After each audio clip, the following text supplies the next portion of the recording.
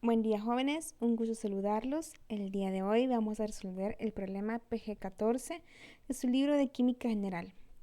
Para ello nos apoyaremos en los diagramas de Lewis para las sustancias indicadas, así como en la polaridad y no polaridad de las moléculas.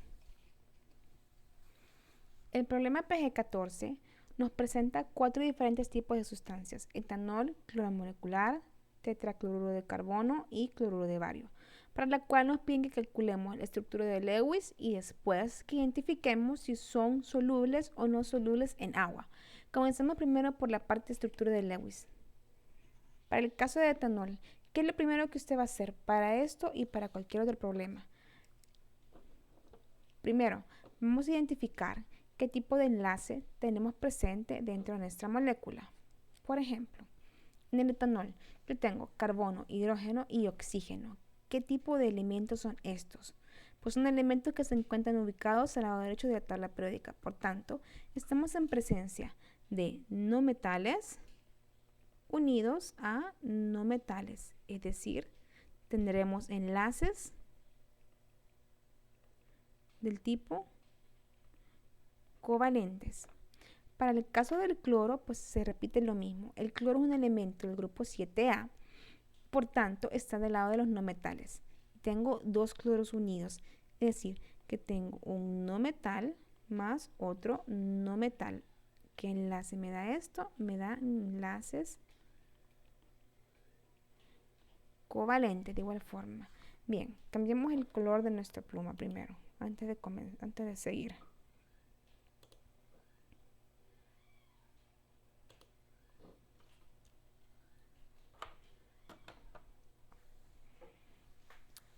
Para hacer la estructura de Lewis, vamos a seguir el procedimiento para escritura de estructura de Lewis que nos define el libro para compuestos covalentes. Como primer paso, nos pide que identifiquemos nuestros elementos y la cantidad de electrones de valencia que tienen en su última capa.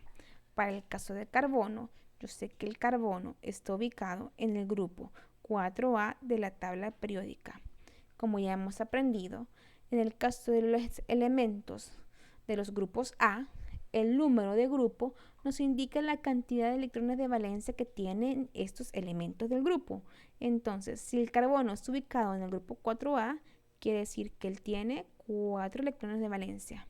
El hidrógeno está ubicado en el grupo 1A, es decir, que tiene un electrón en su capa de valencia. Y el oxígeno está ubicado en el grupo 6A. Tiene, por tanto, 6 electrones de valencia. Después, ¿qué es lo que vamos a hacer? Vamos a dibujar la estructura de Lewis para cada uno de los elementos individualmente. Para el caso del carbono, sabemos que su estructura de Lewis es aquella que nos representa sus 4 electrones totalmente desapareados. Para el caso del hidrógeno, pues un electrón nada más. Y para el caso del oxígeno, yo tengo 6 electrones en su capa de valencia. 1, 2, 3, 4, 5, 6. Bien. Después de esto, ¿qué es lo que vamos a hacer? Vamos a determinar dentro de nuestros grupos de elementos cuáles son aquellos que tienen menor electronegatividad, descartando al hidrógeno y al flúor por regla, debido a que estos solamente forman un enlace covalente. Por tanto, los ubicaremos siempre en los extremos de nuestra estructura de Lewis. Entonces la decisión nos queda entre el carbono y el oxígeno. Si usted se va a su tabla periódica y ubica el carbono y el oxígeno, usted podrá observar que el carbono tiene una menor electronegatividad que el oxígeno. Por tanto, lo primero que colocaremos en nuestra estructura de Lewis va a ser el carbono como elemento central. Vengo yo y coloco mi carbono. Vamos a hacer la más pequeña de letra. Bien. Carbono con sus 4 electrones. Bien. Ahora, ¿qué más? Sigamos con el tema de los elementos con menor electronegatividad. Ya puse un carbono. ¿Qué otro elemento tengo de menor electronegatividad? En la fórmula, otro carbono. Entonces coloco otro carbono, dado que son 2,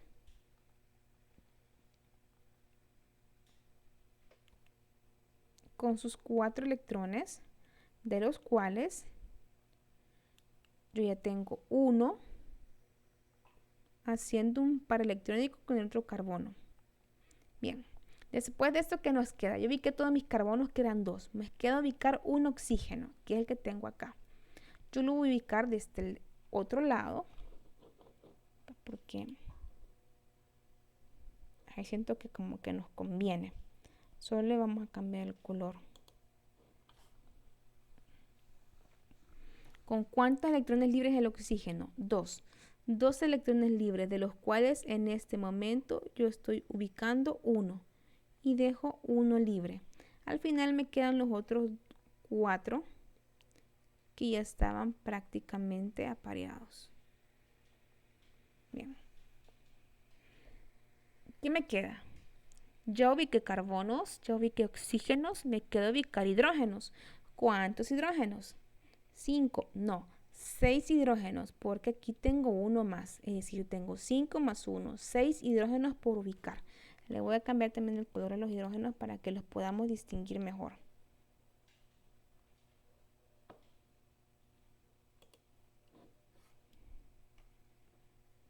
¿Y dónde los voy a ubicar? Como me dice la regla o el procedimiento, los voy a ubicar en los extremos. Comencemos por este, que es el más extremo, donde solamente se necesita un electrón para poder completar el octeto del oxígeno. ¿Qué más? Aquí encuentro que tengo 1, 2, 3, 4, 5 electrones más dentro o próximos al carbono, que necesitan también ser apareados. Entonces, ¿con qué lo voy a hacer? Con los hidrógenos, que solamente me tienen un electrón listo para poder hacer el par. Así que los hidrógenos los voy a colocar junto a estos carbonos.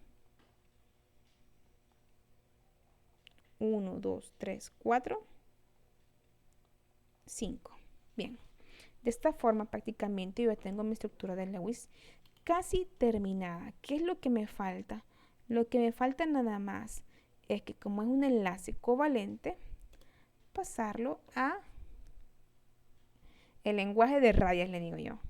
Bien, donde yo tengo enlaces creados, como estos que están acá, yo pondré rayas en lugar de los pares electrónicos.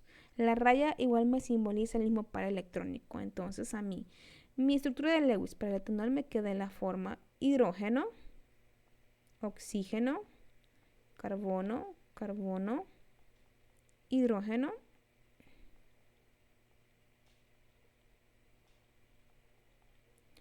y los últimos hidrógenos que hice.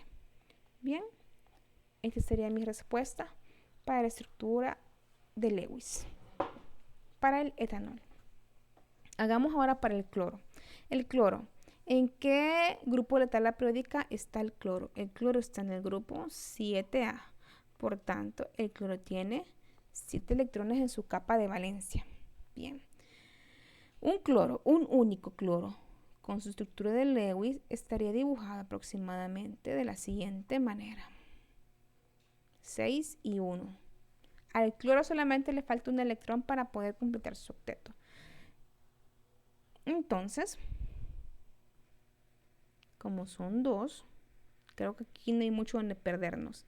Simplemente es de colocar el cloro con su electrón que le falta, agregándole el cloro del otro elemento, del otro cloro que tenemos allá. De esta forma, ambos cloros están compartiendo sus electrones y permitiendo llegar a completar los 8 electrones de sus subniveles. Bien, pero como es covalente, el par compartido será representado por una raya. Es decir, que esto lo puedo traducir de la forma cloro-cloro. Bien, ahora entonces vamos a trabajar el caso que nos hacen falta, como es el tetracloruro de carbono y el cloruro de bario. Identifiquemos los elementos que componen las sustancias. El tetracloruro de carbono tiene carbono y cloro. ¿Y qué es el carbono? El carbono es un elemento que se ubica en el grupo 4A de la tabla periódica, por tanto él es un no metal, más el cloro que se encuentra en el 7A de la tabla periódica, siendo también un no metal. Es decir, nos encontraremos en presencia de un enlace del tipo covalente. Bien, para el caso del cloruro de bario, el bario es un elemento que se encuentra en el grupo 2A de la tabla periódica, es decir, él es un metal. Y el cloro que se encuentra en el grupo 7A, como ya dijimos, es un no metal. Cuando nos encontramos en presencia de enlaces entre un metal y un no metal, recordemos que eso es un enlace del tipo iónico. Bueno, ya identificamos los tipos de enlace. Trabajemos de acorde a cada uno de ellos. Siempre, primero, vamos a identificar la cantidad de electrones de valencia que tienen cada uno de los elementos. El carbono, que se encuentra ubicado en el grupo 4A de la tabla periódica, tiene 4 electrones de valencia. El cloro, que se encuentra ubicado en el grupo 7A de la tabla periódica, tiene 7 electrones de valencia. Ahora que sigue, dibujemos sus estructuras de Lewis individuales. Para el caso del carbono, sabemos que tiene esta estructura en la cual sus 4 electrones están desapareados. Y el caso del cloro, que tiene 7 electrones, tendrá únicamente uno sin aparearse. De acuerdo. Ahora, ¿qué vamos a hacer? Dice la regla para el caso de estructuras de Lewis de enlaces covalentes. Coloque en el centro el elemento que tiene menor electronegatividad. ¿Qué elementos tenemos? El carbono y el cloro. Entre ellos toca decidir cuál es el menos electronegativo. Para esto podemos guiarnos por el tema de propiedad periódica en la tabla periódica, en la cual vemos que entre un elemento se encuentre más a la derecha es más electronegativo. Entre el cloro y el carbono, el que se encuentra más a la derecha es el cloro. Por tanto, el cloro es más electronegativo que el carbono. Esa sería una forma de hacerlo. La otra forma de hacerlo, pues ya identificamos que es el carbono ahora. Otra forma de hacerlo es verificando en el anexo C de la tabla periódica, en la página 401 del libro de Química General, donde podemos observar que la electronegatividad para el carbono es de 2.5 y la electronegatividad para el cloro es de 3. Terminando de corroborar lo que les decía de la periodicidad de la tabla periódica ahora, que el cloro es más electronegativo que el carbono. Entonces sí, comenzamos y ubicamos nuestro carbono en el centro de nuestra estructura de Lewis, con sus electrones de valencia. Los pondré como cruces, como X. Es lo mismo. Ahora, ¿qué nos falta? Terminar que el cloro complete su octeto. ¿Cómo? Tomando un electrón de cada uno del carbono que tengo aquí presente. Y terminamos de llenar este octeto con puros cloros. ¿Cuántos cloros? 4, porque 4 es lo que me dice la fórmula química. De este modo tenemos la estructura de Lewis para el tetracloruro de carbono completa. Podemos ver que todos los cloros, por medio de compartir su electrón con el carbono, logran completar su octeto. Ahora, ¿qué más nos dice la regla? Cada par compartido de electrones, sustitúyelo por una raya. Eso es lo único que nos queda hacer. Así podemos identificar este enlace covalente de un iónico. Nos queda siempre en el centro el carbono con sus 4 electrones compartidos, con cloros en cada uno de los extremos. Bien. De esta forma hemos obtenido la estructura de Lewis del tetracloruro de carbono. Ahora hagámoslo para el cloruro de bario. El cloruro de bario ya identificamos que es un metal con un no metal. Por tanto, es un enlace iónico. Solo nos queda identificar cuál es la cantidad de electrones de valencia que tiene cada uno de ellos. El caso del metal, que es el bario, él se encuentra en el grupo 2A de la tabla periódica. Por tanto, él tiene 2 electrones de valencia. El no metal, que es el cloro, que se encuentra en el grupo 7A de la tabla periódica, tiene 7 electrones de valencia. Ahora, ¿qué más nos dice entonces para poder trabajar la estructura de Lewis para un enlace iónico? Primero, dibujamos sus estructuras de Lewis individuales para cada uno de los elementos. ¿Y cómo nos quedaría? Pues la del bario con sus 2 electrones de valencia. Bario con sus 2 electrones. Este bario se unirá a ¿cuántos átomos de cloro? 2, porque así nos está diciendo la fórmula química para este caso. Tendrá 2 cloros, donde cada cloro tiene 7 electrones de valencia.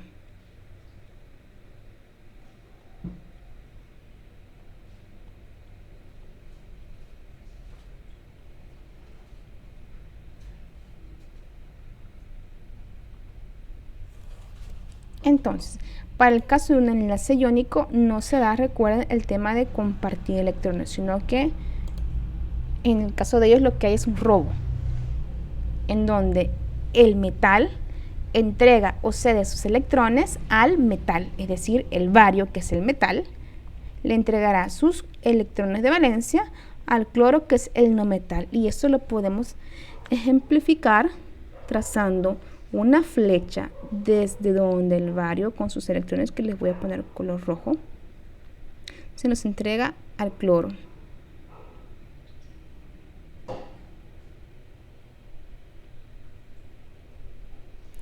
Completando de esta forma el cloro su octeto. Bien, ahora, ¿cómo vamos a terminar de escribir esta estructura? Después de haber creado este proceso, podemos aplicar la escritura de Lewis, indicando siempre, primero, el metal, el símbolo del metal, junto a la cantidad de electrones que ha perdido, que han sido 2 electrones. ¿Con qué signo? Positivo. ¿Por qué? Porque ha sido una pérdida. Recordemos que los cationes se dan cuando ha habido una pérdida de electrones. Este bario que ha perdido electrones se une a ¿cuántos átomos de cloro? A 2 átomos de cloro, los cuales han completado su octeto. Entonces, los átomos de cloro los colocaré en un corchete con su octeto completo.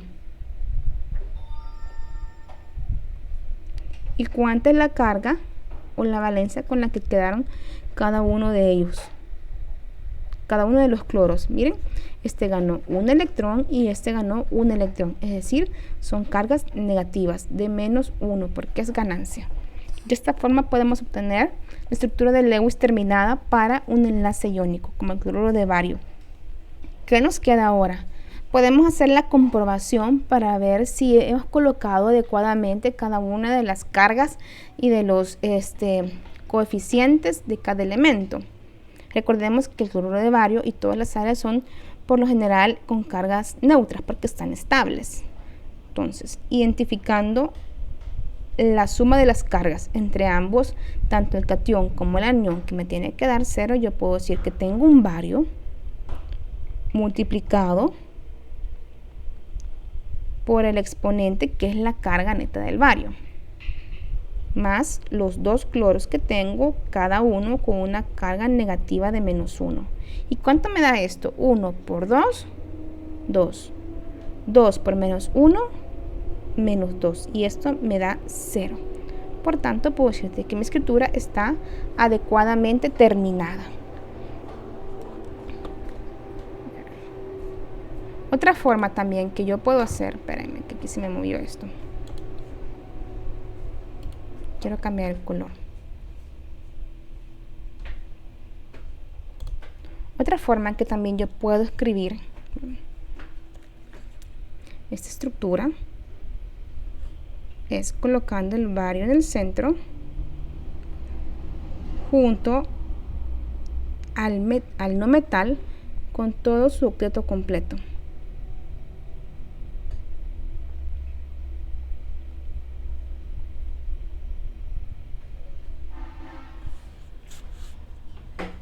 Pero para términos de comprobación y verificación de escritura nos queda mejor esta forma. Ahora, ¿qué me sigue? Pues llenemos la tabla del problema 14. ¿Cómo nos había quedado cada una de las estructuras? Para el caso del etanol nos había quedado del tipo hidrógeno, oxígeno, carbono, carbono, hidrógeno, la primera ramificación central. Y cada carbono con un par compartido de electrones con el hidrógeno.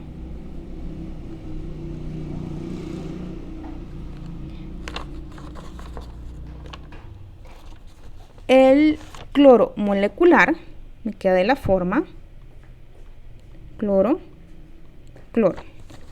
Tetracloruro de carbono me quedó de la forma en que me queda el carbono en el centro con sus 4 electrones compartidos con el cloro.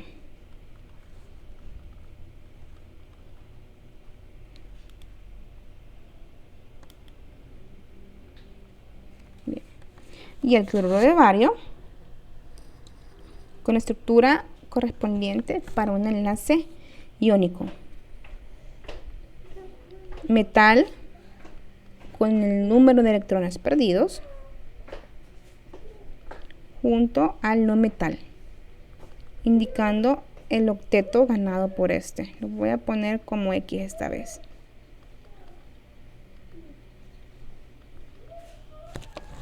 Bien, ¿qué nos queda entonces?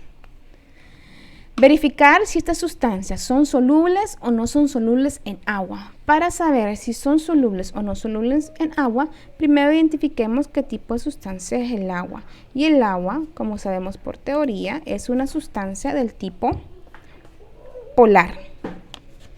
El agua es polar.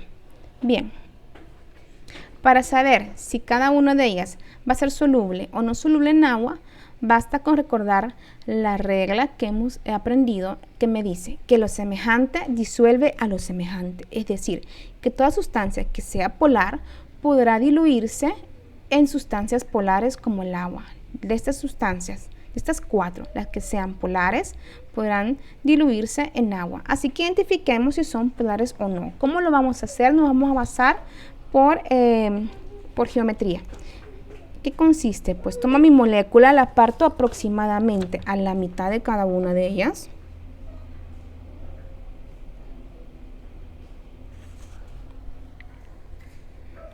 Y por geometría verifico si hay simetría entre una parte y otra parte de ellas. Por ejemplo, en el caso del etanol, aquí tengo hidrógeno y hidrógeno, hay simetría. Carbono y carbono. Hidrógeno, hidrógeno, es decir, hay simetría en cada una de ellas. Ahora, ¿pero qué pasa con los extremos de la molécula? Por ejemplo, este hidrógeno no es simétrico con este hidrógeno y este oxígeno. Por tanto, en esta molécula yo no tengo simetría. Y cuando no hay simetría, nosotros nos encontramos en presencia de una sustancia del tipo polar. Siguiente, cloro molecular. Hago lo mismo. Tomo mi molécula y divido justamente a la mitad de ella. Bueno, aproximadamente a la mitad. Entonces, observo si hay simetría. ¿Tenemos simetría en ambas partes? Sí, ¿verdad? Un cloro, un cloro. Cuando sí hay simetría en una molécula, nos encontramos en presencia de una molécula no polar. ¿Qué más nos queda? El tetracloruro de carbono. Hagamos lo mismo. Partámosla a la mitad de nuestra molécula. Como podemos observar, tanto en esta parte como en esta parte, sí tenemos simetría en ella. Por tanto, cuando sí hay simetría, nos encontramos con una sustancia no polar. El cloruro de bario. ¿Qué pasa con el cloruro de bario? Como vimos, esta no es una sustancia ni siquiera de tipo de enlace covalente, sino que iónico.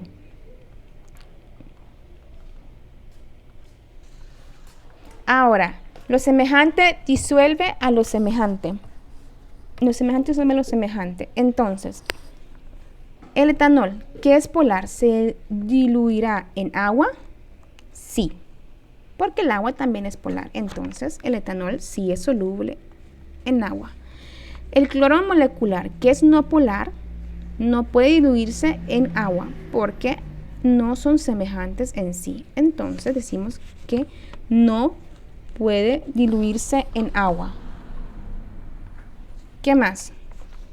El tetacloruro de carbono es una sustancia no polar, por tanto tampoco es semejante al agua. Entonces no podrá diluirse en agua. Y para el caso del enlace iónico, sabemos por teoría que los enlaces iónicos sí pueden diluirse en sustancias polares como el agua. Entonces, por teoría, este sí podrá diluirse en agua. Bien, de acuerdo. Entonces, esto es todo, muchachos. Fue un gusto haber estado con ustedes. Hemos terminado de resolver el problema PG14. Nos vemos en un próximo video.